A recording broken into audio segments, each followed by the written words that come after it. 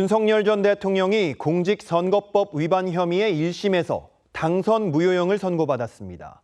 지난해 이재명 대통령이 비슷한 사건으로 대법원에서 유죄 취지의 판결을 받았을 때 민주당은 사법 쿠데타라고 강력 반발했었는데 이번 윤 전 대통령 사건엔 어떤 반응을 내놓았을까요? 송무빈 기자가 보도합니다. 지난 20대 대선 당시 허위사실 공표 혐의로 재판에 넘겨진 윤석열 전 대통령.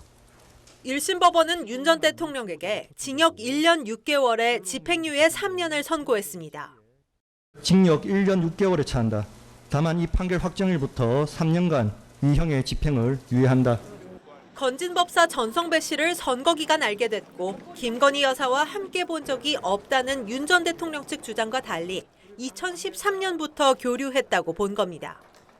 재판부는 또 윤우진 전 용산 세무서장에게 변호사를 소개한 적이 없다는 발언도 허위로 판단했습니다.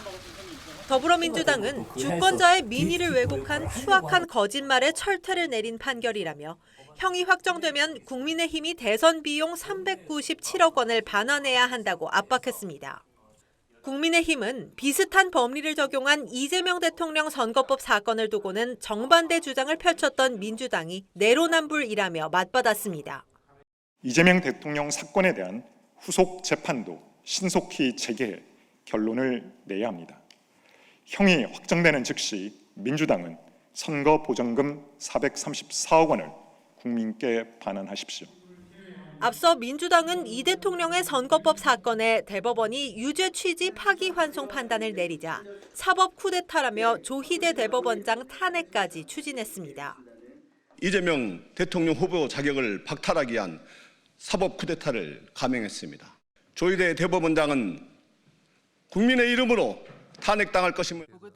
현재 이재명 대통령의 재판은 모두 중단됐지만 대통령 임기가 끝나고 벌금 100만 원 이상 형이 확정되면 민주당은 434억 원의 선거 보전금을 반환해야 합니다.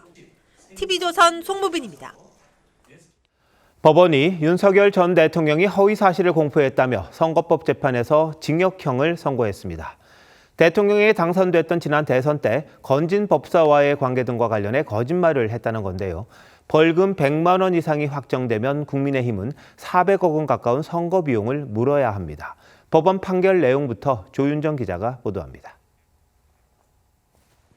윤석열 전 대통령이 법정에 들어와 피고인석에 앉습니다. 생년월일 그릇 한 번 더 확인하겠습니다. 60년 12월 18일입니다. 20대 대선 당시 허위 사실을 공표한 혐의로 기소된 윤 전 대통령에게 1심 재판부가 유죄를 선고했습니다. 징역 1년 6개월에 처한다. 다만 이 판결 확정일부터 3년간 이 형의 집행을 유예한다. 건진법사 전성배 씨를 선거기간 알게 됐고 김건희 여사와 함께 본 적 없다는 발언을 허위라고 봤습니다. 2013년부터 교류했던 겁니다. 재판부는 고의성도 인정된다고 했습니다. 윤우진 전 용산 세무서장에게 변호사를 소개한 적 없단 말 역시 허위로 봤습니다. 일반 선거인의 통상적인 언어 감각에 비추어 볼 때 변호사를 소개한다는 말은 선임계를 제출하는 단계까지 이르러야만 성립하는 개념이 아닙니다. 윤 전 대통령은 항소했습니다. 특검이 의견서를 써놓은 부분에 대해서만 거의 베낀 거나 다름없는 판결이기 때문에 항소해서 적극적으로 다퉈보겠습니다. 특검 측은 재판부에 감사하다고 했습니다. TV조선 조윤정입니다.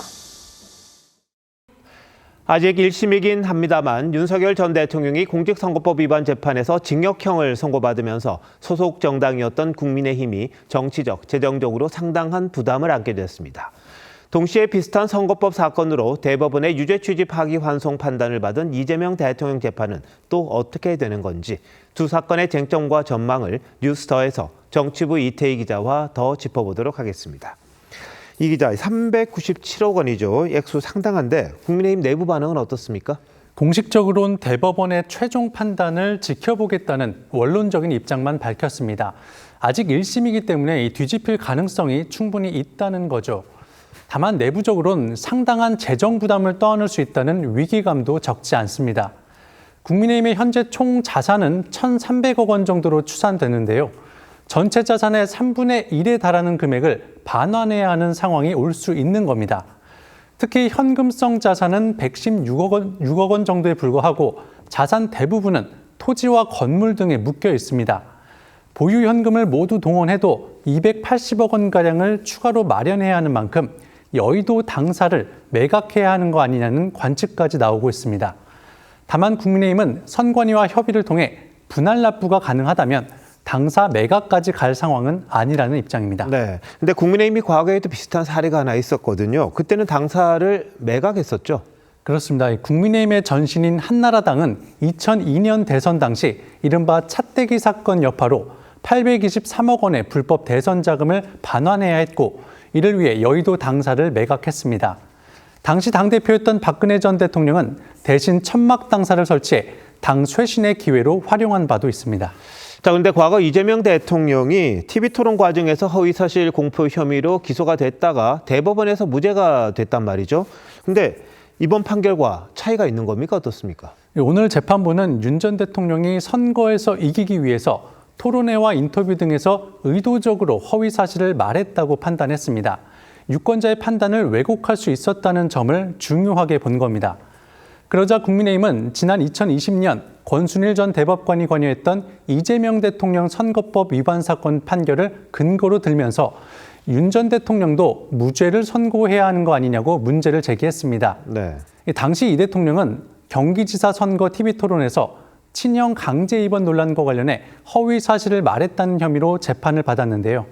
이 무죄 취지로 파기환송을 결정한 당시 대법원은 표현의 자유를 10여 차례나 언급하며 정치적인 표현의 자유를 폭넓게 인정해야 한다고 판단했습니다. TV토론 과정에서의 허위 사실 공표가 쟁점이었다는 점에서 국민의힘은 윤 전 대통령 사건과 유사하다는 입장입니다.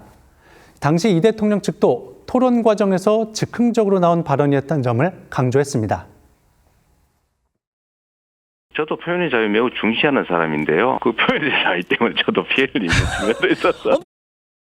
자, 그런데 이 대통령에겐 지금 선거법 위반으로 지금 재판을 계속 진행하는 게 있습니다. 물론 지금 중단되긴 했습니다만. 네, 20대 대선 TV토론에서 성남시장 시절 고 김문기 씨를 몰랐다는 발언이 문제가 돼서 기소가 됐고 지난해 5월이죠. 대법원이 일부 유죄 취지로 파기환송했습니다. 다만 직후 대통령에 당선되면서 재판이 중단된 상태입니다. 국민의힘은 윤 전 대통령은 이제 1심 선고를 받은 거지만 이 대통령은 대법원 유죄 취지 판단까지 내려진 사안이라며 재판 재개를 요구하고 있습니다. 만약 이 대통령이 임기를 마친 뒤 이 재판이 재개돼 벌금 100만 원 이상이 확정되면 이번엔 민주당이 선거보전금 434억 원 반환을 걱정해야 합니다. 네, 지금 민주당이 국민의힘을 상당히 압박하고 있는데 민주당도 뭐 강 건너 불구경할 그런 상황은 아닌 것도 같네요. 어떤 기준이 내려질지 대법원 판결까지 한번 지켜봐야겠군요. 이 기자 잘 들었습니다.